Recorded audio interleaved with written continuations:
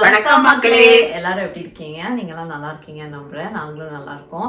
இன்னைக்கு உங்களை ரொம்ப நாளைக்கு அப்புறம் சந்திக்கிறதுல ரொம்ப சந்தோஷம். இன்னைக்கு அம்மா கையில ஒரு கிஃப்ட் பாக்ஸ் இருக்கு. அது என்னன்னு கேட்போம். என்னம்மா இது? இந்த கிஃப்ட் பாக்ஸ்க்குள்ள நான் ப்ளம் கேக் வச்சிருக்கேம்மா.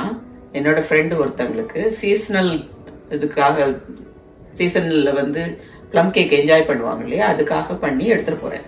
Okay, super. இன்னைக்கு இதோட ரெசிபி தான் நம்மளுக்கு சொல்லி கொடுக்க போறேன். ஆமா, இது வந்து ஒரு $30-40 மேல, ஒரு $60 மேல கூட ஆகக்கூடிய ஒரு இது இருக்க ஒரு வெரைட்டியா இருக்கிறதுனால இந்த ப்ளம் கேக்கை நான் பண்ணி எடுத்துட்டு போறேன். நீங்களும் தெரிஞ்சுக்கோங்க. தெரிஞ்சுக்கிட்டீங்கன்னா உங்க ஃப்ரெண்டுகளுக்கும் நீங்களும் இந்த மாதிரி ஒரு காஸ்ட்லி உங்க கையால் செஞ்ச ஒரு கிஃப்ட கொடுக்கலாம். வாங்க இந்த ரெசிபியை பார்க்க போலாம். வாங்க வீடியோக்குள்ள போலாம். நியூ இயர் கிறிஸ்மஸ் டைம்ல கேக் வகையில முதலிடத்தை பெறக்கூடியது ப்ளம் கேக். அந்த ப்ளம் கேக் எப்படி செய்யறதுங்கிறத நம்ம இப்போ பார்க்க போறோம். விதை நீக்கிய பெரிச்சம்பழத்தை நான் படத்துல காட்டின மாதிரி சின்ன சின்ன பீசஸா கட் பண்ணிக்கலாம். அதுக்கப்புறம் ப்ளம் ஏப்ரிகாட், இது ரெண்டையுமே, இதுவும் கொஞ்சம் சைஸ்ல பெருசா இருக்கிறதுனால பேட்டரோட பிளெண்ட் ஆகணும் அப்படிங்கறதுக்காக கட் பண்ணி வச்சுக்க போறோம். இதுக்கப்புறம் சைஸ்ல சின்னதா இருக்கிறதுனால ரைசின் சொல்லக்கூடிய உலர் திராட்சை, கிஸ்மிஸ், அது இது அவ்வளவுமே நமக்கு தலா 1/4 கப்புகள் தேவைப்படும். பிளாக் கரண்ட், அப்புறம் கிரேன்பெரின்னு சொல்லக்கூடிய அதுவும் உலர் பழம்தான். இதையும் நம்ம 1/4 கப் மெஷர் பண்ணி எடுத்துக்கலாம். அப்புறம் நமக்கு தேவையானது 25 கிராம் கிளேஸ்ன்னு சொல்லக்கூடிய ஜீராப்பாகில் முக்கி வச்சுருப்பாங்க இல்லையா, அந்த ரெட் செர்ரிஸும் க்ரீன் செர்ரிஸும் 25 கிராம். இதையும் சின்ன சின்ன பீசஸாக நம்ம நறுக்கிக்க போகிறோம். இங்கே எனக்கு செர்ரிஸ் அவைலபிளாக இருக்கிறதுனால நான் அதை யூஸ் பண்ணியிருக்கேன். உங்களுக்கு அது அவைலபிளாக இல்லைன்னா டூட்டி ஃப்ரூட்டியும் கூட யூஸ் பண்ணலாம். செர்ரிஸோட தன்மை வந்து மிருதுவான தன்மையாக இருக்கும், ஆனால் டூட்டி ஃப்ரூட்டி கொஞ்சம் ஹார்டாக இருக்கும். இது தவிர வேறு எந்த டிஃப்ரென்ஸும் இது ரெண்டுக்கும் கிடையாது. இல்லை, நான் பீக்கன் அப்படின்னு சொல்லக்கூடிய ஒரு வால்நட் மாதிரி இருக்கக்கூடிய ஒரு நட்டையும் கேஷ்யூ நட்டையும் அதுவும் சாப் பண்ணி, அதாவது பொடியா நறுக்கி 1/4 கப் நீங்க வால்நட்டும் கேஷ்யூ நட்டும் யூஸ் பண்றதுனாலும் பண்ணலாம். இல்லை உங்களுக்கு எது சாய்ஸோ அது யூஸ் பண்ணிக்கலாம். இது கூட நம்ம ஒரு ஆரஞ்சு எடுத்து அதோட தோலை எடுத்து நல்லா சீவிக்கலாம். இதுதான் ஆரஞ்சு செஸ்ட்ம்பாங்க. இதுவும் நம்ம எடுத்து வச்சுக்கலாம். இப்போ ஒரு பாத்திரத்துல நம்ம நறுக்கி வச்சிருக்க பேரிச்சம்பழம், ஏப்ரிகாட், ப்ளம், பிளாக் கரண்ட் அல்லது ரைசின், கிரேன்பெரி, இந்த அவ்வளவு உலர் பழங்களையும் போட்டு இதுக்கு மேல 2 டேபிள் ஸ்பூன் நான் வந்து ரம் எக்ஸ்ட்ராக்ட் அப்படின்னு சொல்லக்கூடியது ஒரு ஆர்டிபிஷியல் ரம் யூஸ் பண்ணிருக்கேன். 2 டேபிள் ஸ்பூன் போட்டு, அப்புறம் 6 டேபிள் ஸ்பூன் ஆரஞ்சு ஜூஸ் எடுத்து அதுக்கு மேல போட்டு ஒரு வாரம் ஊற வைக்கணும். நம்ம கேக் பேட்டர் தயாரிக்கிறதுக்கு 3 நாளைக்கு முன்னாடி நட்ஸை ஆட் பண்ணலாம், இல்லை முதல்லையே ஆட் பண்ணி வைக்கலாம். முதல்ல ஆட் பண்ணி வச்சிங்கன்னா நல்லா சாஃப்ட் ஆயிரும். 3 நாளைக்கு முன்னாடி ஆட் பண்ணிங்கன்னா ஒரு க்ரன்ச்சியான ஒரு டேஸ்ட் கிடைக்கும். இதோட நான் 1 டேபிள் ஸ்பூன் ஆரஞ்சு ஜஸ்ட், அதாவது தோலை சீவி சேர்த்துருக்கேன்.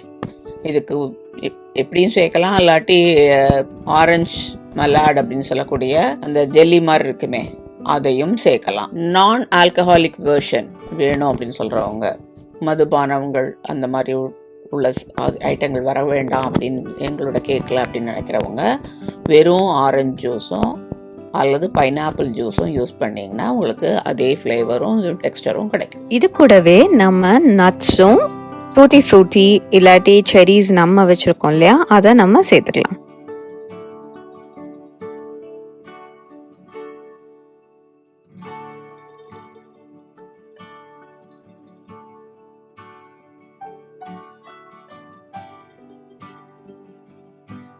நம்ம பேட்டர் தயாரிக்கிறதுக்கு முன்னாடி நான் ட்ரை ஃப்ரூட்ஸு எல்லாம் சோக் பண்ணி வச்சுருக்கோமே, ஊற வச்சு வச்சுருக்கோமே, அதை எடுத்து அதுக்கு மேலே 2 to 3 table spoon bread crumbs, white bread crumbs, காய்ந்த ரொட்டி துண்டுகளுடைய துகள்களை சேர்த்துருக்கேன்.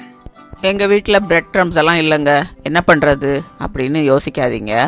2 to 3 டேபிள் ஸ்பூன் நம்ம ஆல் பர்பஸ் ஃப்ளார் அல்லது மைதா மாவு இருக்கு இல்லையா, அதை வச்சு கூட நீங்கள் கோட் பண்ணிக்கலாம்.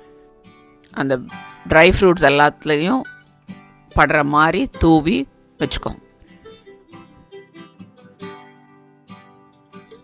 இந்த கேக்கு ஃப்ளஃபியாக வர்றதுக்காக நான் அவனை ப்ரீ ஹீட் பண்ணுறதுக்கு முன்னாடி 3 லிட்டர் தண்ணியை ஒரு பாத்திரத்தில் வச்சு அவனுக்குள்ளே செட் பண்ணியிருக்கேன். இந்த பாருங்கள், படத்தில் நான் காமிச்சிருக்கேன் அதை. இப்போ இது செட் பண்ண பிற்பாடு 300 டிகிரி ஃபாரன்ஹைட் அல்லது 150 டிகிரி செல்சியஸ்ல நம்ம அவனை ப்ரீ ஹீட் பண்ண போறோம். பண்ணிட்டு அதுக்கப்புறம் பேட்டர் எப்படி கலக்கிறதுங்கிறத பார்ப்போம். கேக்கு கலவை தயாரிக்கிறதுக்கு நமக்கு 90 கிராம் பட்டர் தேவை. அதனால நான் என்ன பண்ணினேன்னா, ஒரு கிச்சன் தராசை எடுத்துட்டு அதில் ஒரு சின்ன கிண்ணத்தை வச்சுட்டு அதனோட எடையை பார்த்துக்கிட்டேன். இப்போ நமக்கு அதனோட எடை வந்து 65 கிராம் இருக்கு. இதுக்கு மேலே பட்டர் 90 கிராம் பட்டர் போட்டோம்னா 155 கிராம் வரணும். அது வரைக்கும் நான் பட்டர் ஸ்லைஸை ஆட் பண்ணிகிட்டே இருந்தேன். 155 கிராம் வந்ததோடனே நிப்பாட்டிட்டோம். அப்போ 90 கிராம் பட்டர் எனக்கு கிடைச்சிருச்சு. அப்புறம் 3/4 கப் பிரவுன் சுகரும் 6 டேபிள் ஸ்பூன் அதாவது 90 கிராம் பட்டரும் சேர்த்து நல்லா ஃப்ளஃபியா வர்ற மாதிரி நான் அடிச்சு வச்சுக்கிட்டேன். இதுக்கப்புறம் நீங்க 3 முட்டைகளை ஒன்னன் பின் ஒன்னா சேர்த்து அந்த கேக்கோட கலவையை தயார் பண்ணிக்கோங்க. கேக்குக்கு நறுமணம் கொடுக்கறதுக்காக நான் 1/4 டீஸ்பூன் நட்மக் பவுடர், 1/4 டீஸ்பூன் கிராம்பு powder, 1/4 teaspoon ginger powder, 1/4 teaspoon ஏலக்காய் பவுடர், 1/4 டீஸ்பூன் பட்டை பவுடர், இது அவ்வளத்தையும், அதுக்கப்புறம் இஞ்சி சுக்குன்னு சொல்லுவோம் இல்லையா, உலர்ந்த இஞ்சி, அதனுடைய பவுடரும் 1/4 டீஸ்பூனும் சேர்த்துட்டேன்.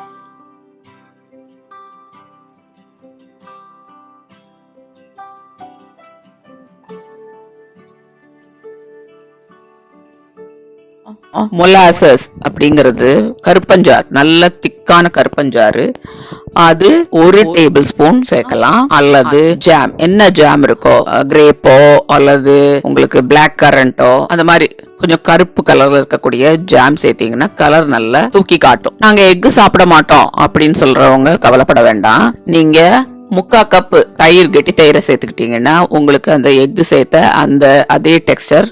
நம்ம 1 டீஸ்பூன் வெனிலா எக்ஸ்ட்ராக்டையும் சேர்த்துக்க போறோம்.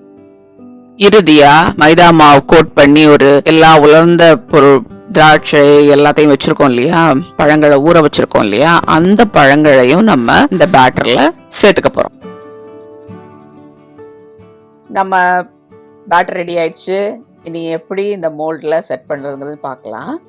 நம்ம பார்ச்மெண்ட் பேப்பர் யூஸ் பண்ண போகிறோம். அதனால் ஃபஸ்ட்டு கொஞ்சமாக ஆயிலோ அல்லது கீயோ ஸ்ப்ரே பண்ணிக்கோங்க.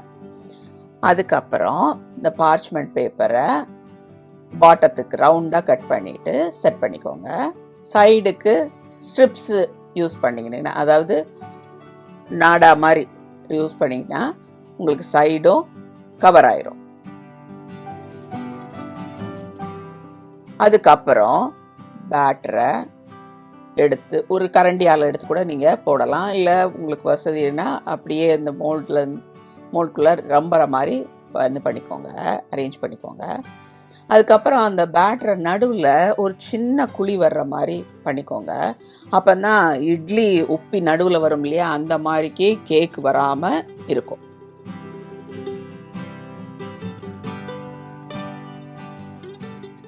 இந்த கேக்கை எப்படி டெக்கரேட் பண்ணலான்னு பார்க்கலாம். இந்த கேக்கை மோல்ட் பண்ண பிறகு இது சைடு மோல்டு. ஸோ சைடில் ஓப்பன் பண்ணி இந்த மோல்டை திறந்துக்கலாம். ஸோ மேலே இப்போவே நம்ம பேக் பண்ணுறதுக்கு முன்னாடி டெக்கரேட் பண்ண போகிறோம்.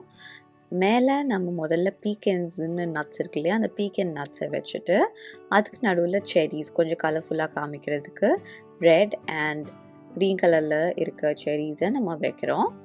இப்போ பாருங்கள், டடா, அழகாக டெக்கரேட் ஆகிடுச்சா.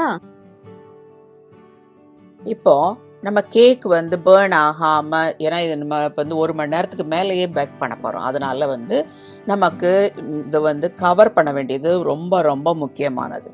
2 ஷீட்டு பார்ச்மெண்ட் பேப்பர் எடுத்துக்கோங்க. அதில் நடுவில் சின்னதாக ஒரு ஓட்டை பண்ணிக்கோங்க. இந்த ஓட்டை எதுக்குன்னா, நம்ம அடிக்கடி நைஃபை விட்டு பார்ப்போம் இல்லையா, பேக் ஆயிடுச்சா இல்லையான்னு செக் பண்ணுவோம் இல்லையா, அதுக்கு யூஸ்ஃபுல்லாக இருக்கும். இப்போ இந்த பார்ச்மெண்ட் பேப்பரை நம்ம பேட்டர் மேலே நல்லா லைட்டாக ஒரு ப்ரெஷர் கொடுத்து செட் பண்ணிடுங்க. அப்போ தான் நம்ம கேக்கு பேர்ன் ஆகாமல், அதாவது கரிஞ்சு போகாமல் நல்லா பேக் ஆகி கிடைக்கும்.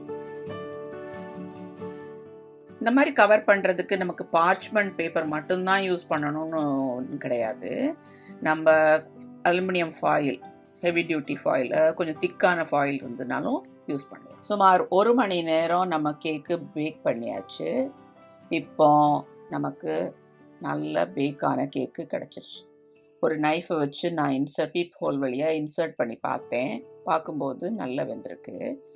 இப்போ நம்ம இதை ஒரு 1/2 hour கூலாக விட்டுட்டு, 1/2 மணி நேரம் கூலாக விட்டுட்டு அதுக்கப்புறம் நம்ம இதை டீமோல்ட் பண்ணலாம். இப்போ இதை ஒரு 6 மாதம் நம்ம பாதுகாக்கணும் அப்படின்னு நினைக்கிறோம்னா என்ன பண்ணணும்னா, நமக்கு ஒரு கிளேசிங் தேவைப்படுது. முதல்ல ஒரு சின்ன பேனில் 3 டேபிள் ஸ்பூன் சீனி எடுத்துக்கோங்க. அதை நல்லா ஹை ஃப்ளேமில் வச்சு கிண்டி கொடுத்துட்டே இருங்க. அது கேரமலைஸ் ஆகும், அதாவது ப்ரௌனாக நல்லா திக்காகும். அப்போது 1/4 கப்பு தண்ணியை, நல்லா சுடுகிற தண்ணியை போட்டோம்னா நமக்கு கிளேசிங்க்கு தேவையான கன்சிஸ்டன்சியில் மேற்கொண்டு ஒரு 2 நிமிஷம் கிண்டி கொடுத்தா போதும். கிளேசிங்க்கு வேண்டிய கன்சிஸ்டன்சியில் நம்மளுடைய சிரப் ரெடி ஆயிரும். இதை வச்சு ஒரு ப்ரஷ்ஷை வச்சு அல்லது ஒரு ஸ்பேட்டுலா வச்சு அந்த கேக் மேலே தடவி இது பண்ணி வச்சிட்டோம்னா நமக்கு 6 மாதம் ஆனாலும் கேக்கு கெடாது. அந்த கிளேசிங் பண்ணியிருக்கோம் இல்லையா, அதை அழகாக கேக் மேலே நல்லா ப்ரஷ் பண்ணி விட்டுட்டோன்னா இந்த plum cake ready. Homemade plum cake இதை அழகாக கட் பண்ணி இப்போ பாக்ஸில் வைக்க போகிறோம். இதை நம்ம ஃப்ரெண்ட்ஸ்க்கு யாருக்கு வேணாலும் நம்ம ஷேர் பண்ணி என்ஜாய் பண்ணலாம். இது ஒரு சூப்பரான கிறிஸ்மஸ் நியூ இயர் டைமில் ஷேர் பண்ணுற ஒரு சூப்பரான ஒரு டெலிகசி. இதை உங்கள் வீட்டில் கண்டிப்பாக ட்ரை பண்ணி பார்த்துட்டு கமெண்ட்டில் உங்கள் ஃபீட்பேக்கை சொல்லுங்கள். மறக்காமல் லைக், ஷேர் அண்ட் சப்ஸ்கிரைப்.